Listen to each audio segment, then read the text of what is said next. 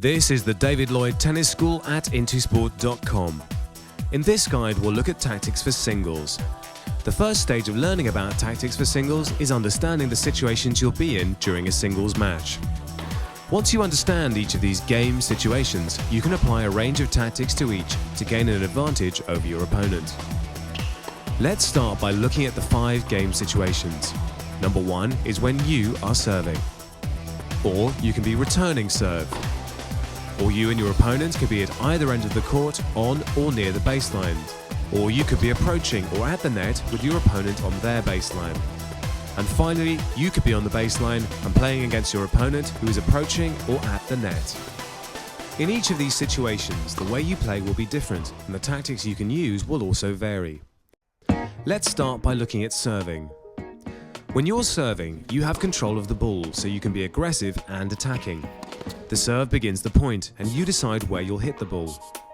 As your game improves, you'll develop a range of serves that you can hit, and you can learn about these in the skills guides.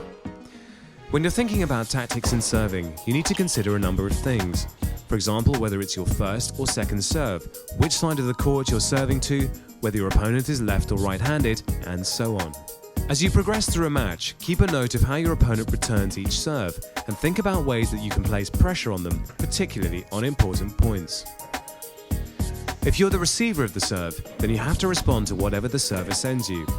Again, you can learn more about returning serves in the skills section. Most opponents you play will attempt their most powerful serve as their first serve, so it can be very difficult to return, and your first priority should be simply to get the ball back into court. Most players hit their second serve with less power, so you usually get a better chance to attack the second serve. You can also move to a forward position to receive the second serve. By doing this, you're taking time away from the server by sending the ball back very quickly. Do remember though that you can use tactics when receiving the first and second serve. It's just different tactics you'll use. You should adapt your tactical plans as each match progresses, as you gain a better understanding of your opponent's serve ability and habits. When you and your opponent are both on the baseline, hitting high-quality forehand and backhand ground strokes becomes the priority, and it's more difficult to win the point outright from the baseline. In this situation, you have a number of tactical choices. You can trade ground strokes and wait for your opponent to make a mistake. You can try to build up to a point-winning opportunity by pushing your opponent back or wide or both.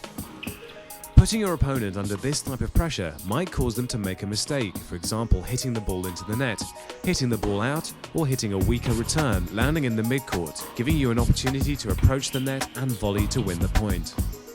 But remember, you might also find yourself under pressure, so you may have to resort to the most simple tactical plan of just getting the ball back over the net, in the court, and staying in the point.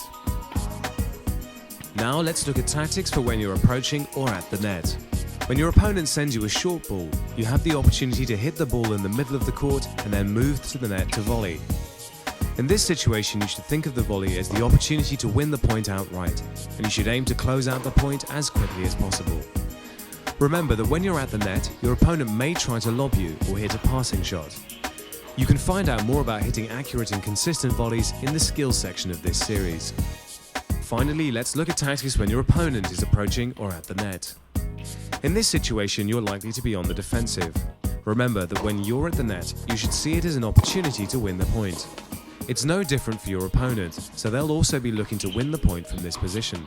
Tactically, you can either try to pass your opponent, hitting the ball wider than they can reach, either with a forehand or backhand volley, with the ball landing deep in your opponent's court close to the sidelines, or attempt to lob the ball over the player's head. You can learn the technique for the lob in the skills section. So that's the 5 game situations you'll face, and some ideas about how your tactics might need to vary with each. Finally, let's look at 5 fundamental tactics that you should use in all of these game situations. The first is to always be consistent. This means getting every ball over the net into the court, whether it's a serve, a return, a ground stroke or a volley. It might sound like a really simple tactic, but if you don't do it, you lose the point. And if you do it, then you force your opponent to play it back, and they might then make a mistake, which means you win the point. The second is to be accurate and always aim to hit the ball to a specific place on the court. If you use your accuracy to move your opponent around the court, you make it difficult for them to stay in a good position and continually return good ground strokes. When this happens, you'll get weaker shots back, and you can then set up an opportunity to win the point. You should practice accuracy in your serving, return of serve, ground strokes and volleys. It'll make you a very difficult opponent to play. The third tactic is to always be in a good position. When you're in a good position, you'll have the best chance of getting to the ball and hitting a high quality shot. If you can learn to position yourself between the possible angles of a return from your opponent, then you'll be able to get to the ball more quickly.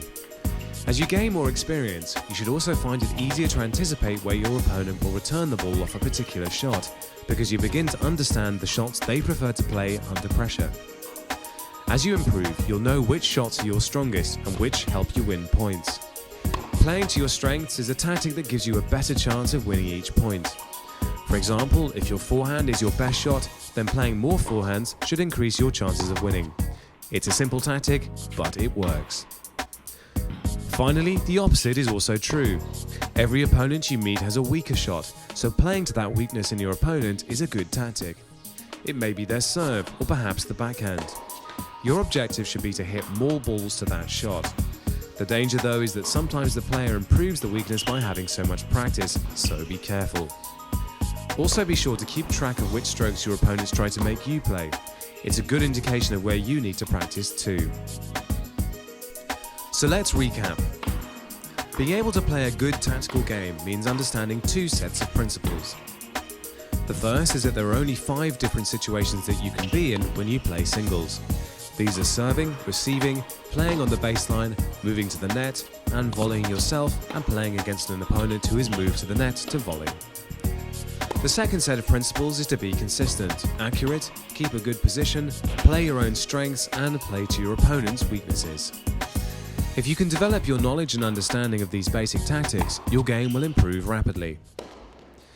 So now that you understand the principles of tactics, make sure you watch the drills guide for singles tactics in the David Lloyd Tennis School at intosport.com.